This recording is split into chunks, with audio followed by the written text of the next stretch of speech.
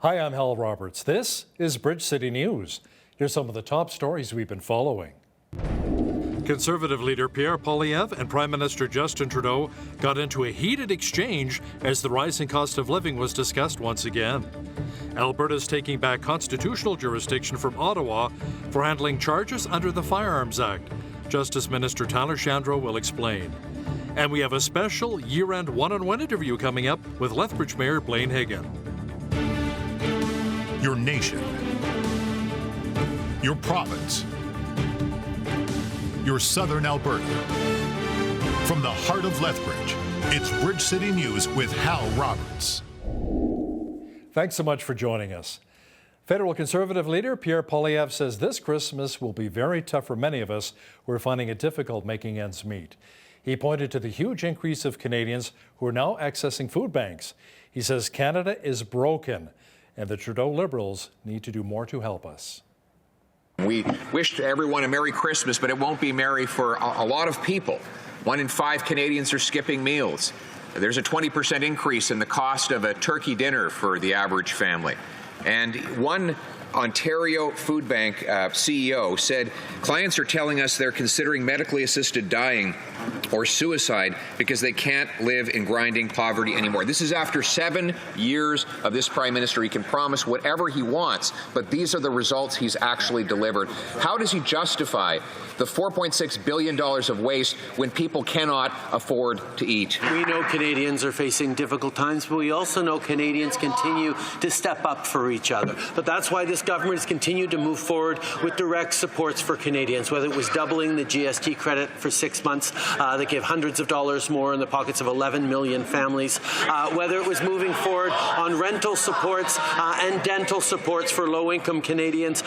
These are things that the Conservative Party voted against, but we're delivering $1,300 over the next 2 years for families to help with bills on dental. We're delivering $500 on rental. We're going to continue to deliver for Canadians through this tough time. Prime Minister Justin Trudeau also addressed the Liberal caucus as the House of Commons has now adjourned for its holiday break. MPs will return on January the 30th. The Prime Minister touted some of his party's accomplishments in 2022 while addressing Tory leader Pierre Poilievre's suggestion that Canada is broken. When the Southern Chiefs Organization is repurposing the historic Hudson's Bay building in downtown Winnipeg to create affordable housing, Canada is not broken.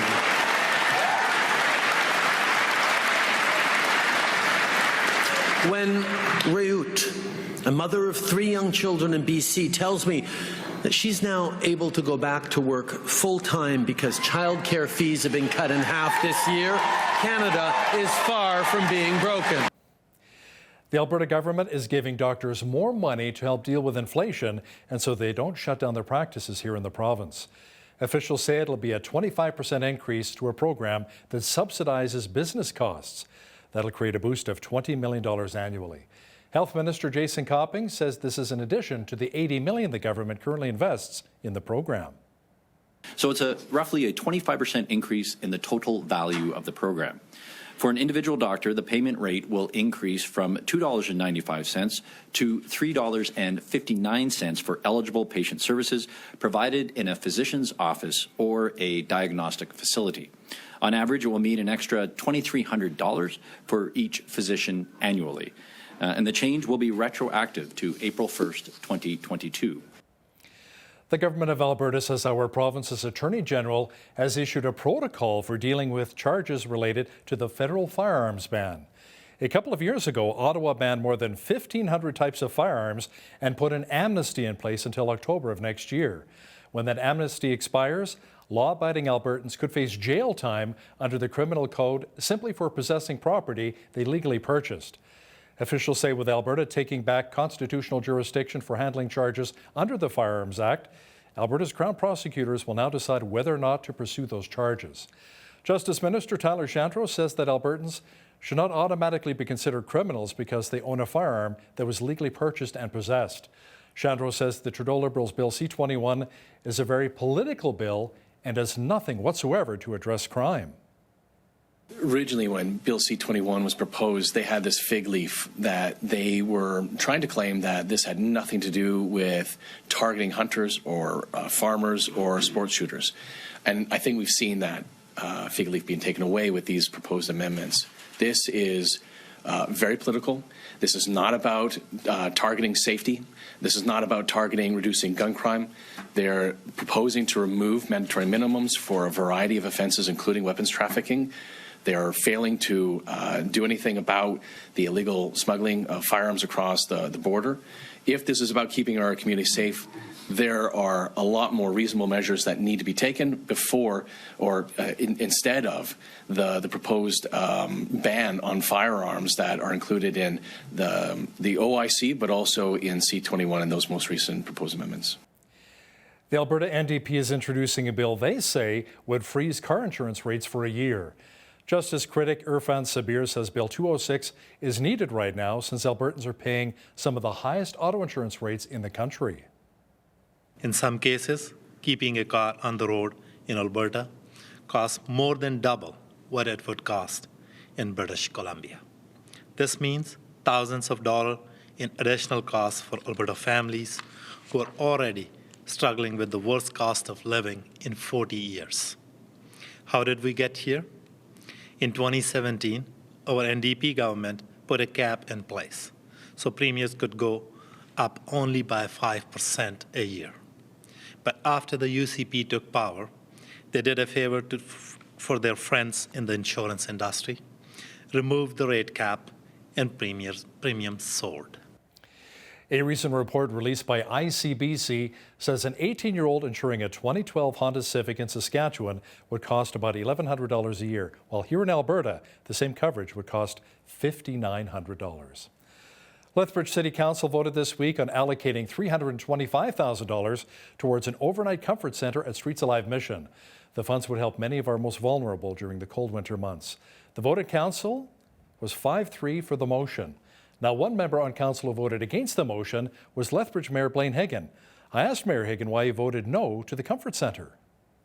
I support Streets Alive and the work that they do. They do an incredible work throughout our community. The concern was, again, from business owners and stuff in the downtown core, similar to what I mentioned before with the shelter. There's been some incredible vagrancy that's going around the area where this warming shelter is taking place, and so I'm happy to hear that there's going to be additional security and additional measures put in place there. But it's something, and I spent many hours with the businesses downtown, and the calls were off the charts here with concerns that they had felt over the past week since this was implemented. So I just wanted to make sure that those concerns are addressed. Make sure you catch the full year-end interview with Lethbridge Mayor Blaine Higgin and myself coming up in the second half of our newscast. Lethbridge County Council approved their budget for next year. Just over $30 million is budgeted for operations, with around $14 million booked for capital projects in 2023.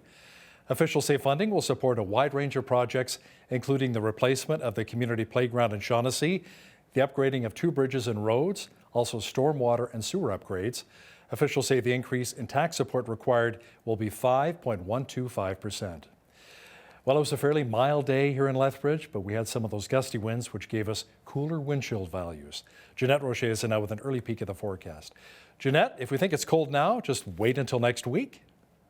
Oh, you better believe it, Hal. By next week, we're going to see those temperatures drop all the way down to minus 26, and that is without the wind chill as well. So let's hope that that warms up a little bit by Christmas. But for now, we're looking at an overnight low this evening of minus 10. Going to feel more like minus 19 with the wind chill, but it's going to warm up to minus 4 by the morning. That doesn't seem so bad anymore, does it? By Friday, we're looking at a mix of sun and cloud, but winds from the west, we're looking at 30, gusting all the way up to 50 kilometers per hour. Like I said, minus 4. Not so much the case next week. I will be back later on in the show to give you that 7-day forecast. Great. Thanks so much, Jeanette. Support workers at the University of Lethbridge have ratified a new contract. The new deal will bring wage increases of 1.25% on April 1st and 1.5% on December 1st of next year. Officials say there will be another 0.5% increase in December of 2023 if certain economic measures in the province are met. Darren Graham, Vice President of the Alberta Union of Provincial Employees, says this was a tough round of negotiations. The government is directing bargaining through an office that they've created, the PBCO, and they set out a mandate for all the post-secondary education tables across Alberta as to what the employers could and could not do. And if the employers were to stray away from that, they would actually see a reduction in funding. So they'd be penalized. So it's kind of like starting bargaining with a set of handcuffs on. And we really felt that interference, hampered the entire situation. We felt that we probably could have come to a collective agreement a lot sooner had we not had that. Now, this new contract will expire on June 30th of 2024. Officials say the new agreement is in line with other contracts that have been signed in the post-secondary sector. The University of Lethbridge's Operation Red Nose campaign has been forced to cancel one of the program's days this year due to a shortage of volunteers. Operation Red Nose is a volunteer-run service that operates during the Christmas season to offer drivers a safe ride home at no cost, but instead with a donation. An official with Operation Red Nose says this campaign also helps to support Pronghorn athletics, so having those volunteers is very important. We have seen like a lot of people who are familiar with the service come back and use it. We have a lot of return volunteers as well. We've definitely had a lot of new volunteers this year. Lots and lots of student athletes have never done Red Nose before. They haven't been able to the last 2 years. And so just kind of with the turnover on the graduating athletes and the new athletes coming in, lots have not done it. They weren't familiar with Operation Red Nose. And then we also see that out in the community as well since Lethbridge has grown. Hong says they might be forced to cancel additional days if they can't fill the spots. Anyone who's interested in helping out can email the campaign directly. Well, the Christmas season often makes a lot of people curious of who Jesus is, especially young children. As Christian parents, we want them to learn about Jesus. Asharita Choo Choo is the author of the children's book, Unwrapping the Names of Jesus for Kids. Choo Choo says it can often be challenging for parents to share Christ with their kids in a manner so that they understand. The struggle is twofold. One obstacle is that we can overcomplicate the gospel. And in good intentions, I was trying to teach my children these lofty theological ideas about soteriology and Jesus' omnipresence and all the things that they just can't grasp necessarily these big abstract concepts at a young age. When Jesus invited children to come, and the way that he invited people to come was often through story. So much of Jesus' ministry is storytelling, parables. So much of the Bible is narrative. Make sure you catch the full interview with Asharita Choo Choo and BCN's Naveen Day coming up in the second half of our program. Well, the spirit of Christmas was alive and well in Taber on Thursday morning. Musicians and kids sang and played along to very familiar Christmas tunes. The Memory Cafe is meant to elicit happy feelings and help people who are battling dementia to jog their memories of old songs. Video journalist Micah Quinn was in Taber and chatted with a mom who brought her daughter, who has Alzheimer's and Down syndrome, to the very special event.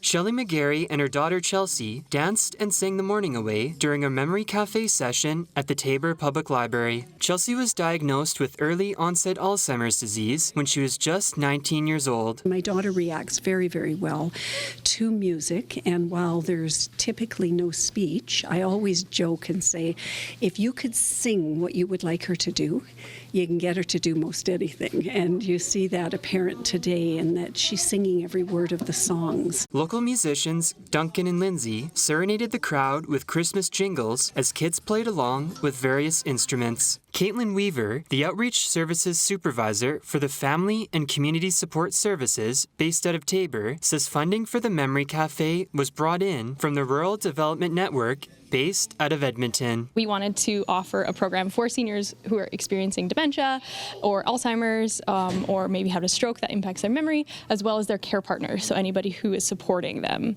And so that's really important because not only do the seniors or the folks who are experiencing dementia need support, but also their caregivers caregivers. So we offer them resources, we offer them, supports that FCSS offers, like counseling services, and then for the seniors, we provide them with activities that help kind of stimulate their brains. So right now we're doing music, and that's a really, really big, important part for people's brains. Actually, a lot of folks who have dementia and lose a lot of their memories still can recall lyrics to songs, and so we think that's really important. For Bridge City News, I'm Micah Quinn.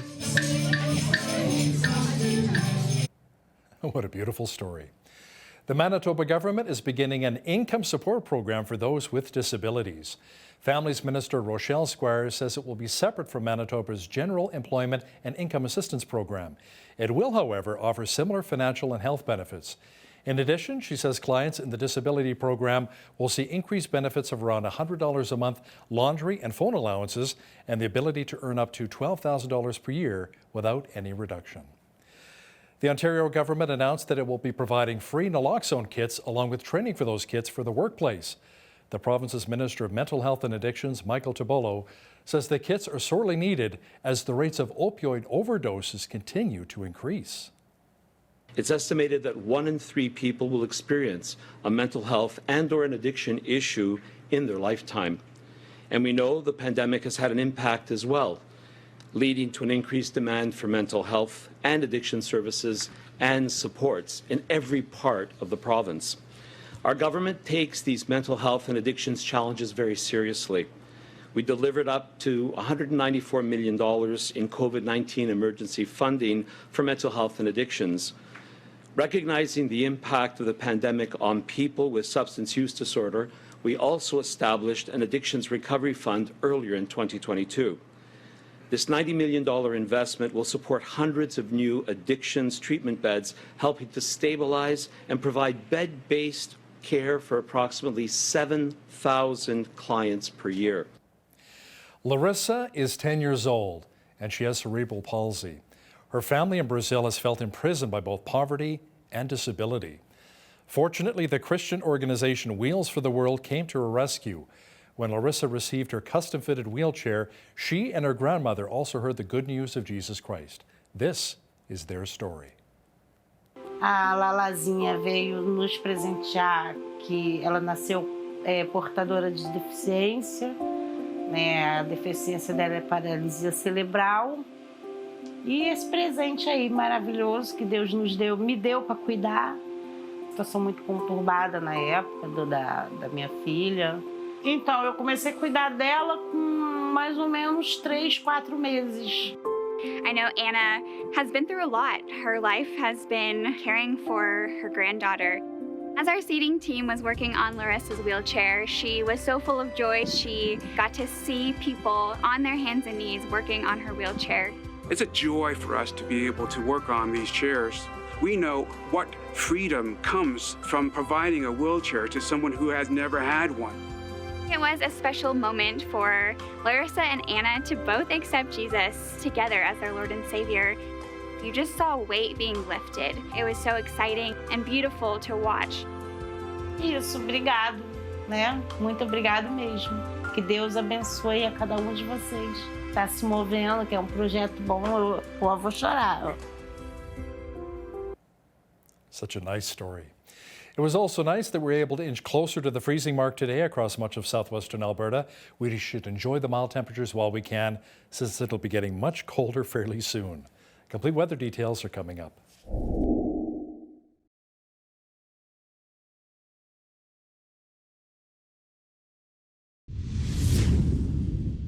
We had sunshine mixed with cloud today and didn't quite make it to the freezing mark of 0.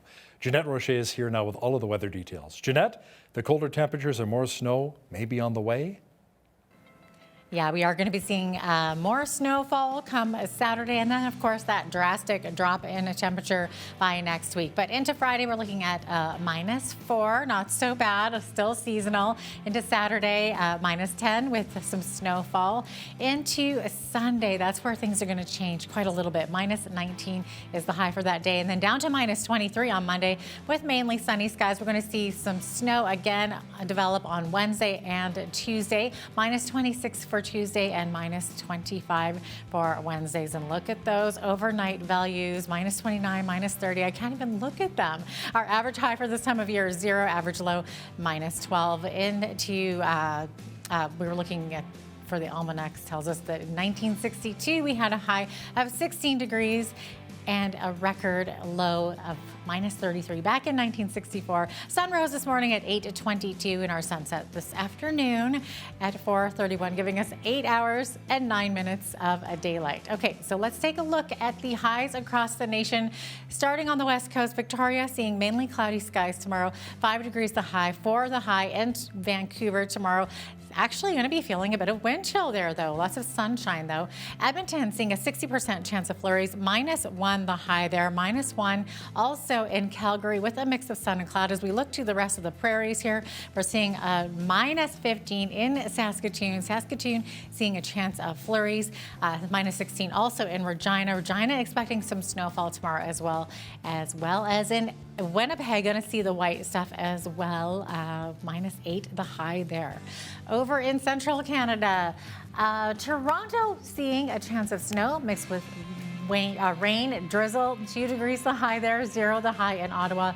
Ottawa and Montreal both seeing a snowfall warning in effect for this evening and into tomorrow.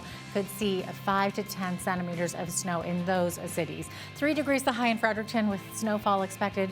Rain mixed with snow in Halifax, 3 degrees the high there. Overcast skies in Charlottetown with a high of 2 degrees and 2. The expected high tomorrow in St. John's, Newfoundland with a mix of rain and drizzle. So there you have it. That is your forecast. Today's weather report is brought to you by Ridge Utilities, providing competitive rates for electricity, natural gas, and internet, while investing back in communities across southern Alberta. Oil is flowing again through most of Calgary-based TC Energy's Keystone Pipeline. The largest onshore crude oil spill in the United States in almost a decade shut down a stretch of the line in Kansas and Oklahoma last week. The spill dumped around 14,000 barrels of heavy crude oil into a creek in northeastern Kansas. TC Energy says the affected area is still safely isolated as investigation, recovery, repair, and remediation efforts continue. Canadian home sales were down 3.3% in November. That erased a gain in October and resumed an overall downward trend for the year. The Canadian Real Estate Association says the number of newly listed homes also fell in November, dropping 1.3% on a month-over-month basis. The actual national average home price in November was $632,802. That is down almost 12% from the same month last year. Canada's banking regulator has left its key stress test for uninsured mortgages unchanged, despite calls for it to be lowered or eliminated as higher interest rates are pushing down home sales. The Office of the Superintendent of Financial Institutions says the minimum qualifying rate for uninsured mortgages will remain the mortgage contract rate plus 2 percentage points or 5.25%, whichever is greater. The stress test applies to residential mortgages with a down payment of 20% or more. Officials say the regulator does not consider the stress test to be a tool to manage the demand for housing. Now, here's a look at today's markets. The TSX was down 291 points on the day to finish at 19,600.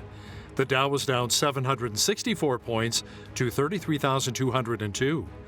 The S&P 500 was down 99 on the day to 3895, and the Nasdaq was down 360 points to 10,810.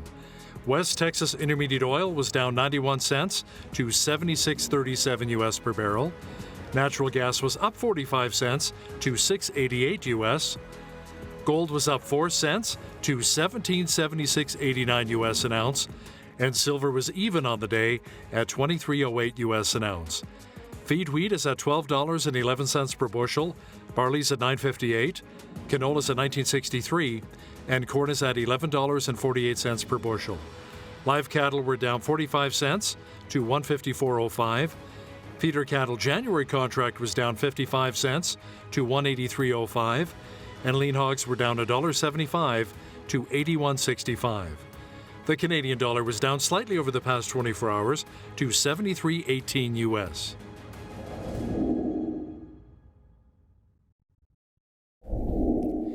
Recapping one of our top stories, support workers at the University of Lethbridge have ratified a new contract. The new deal will bring wage increases of 1.25% on April the 1st and 1.5% on December 1st of next year. Officials say there will also be another 0.5% increase in December of 2023 if certain economic measures in the province are met. This new contract will expire on June 30th of 2024. Coming up, a special one-on-one interview with Lethbridge Mayor Blaine Higgin.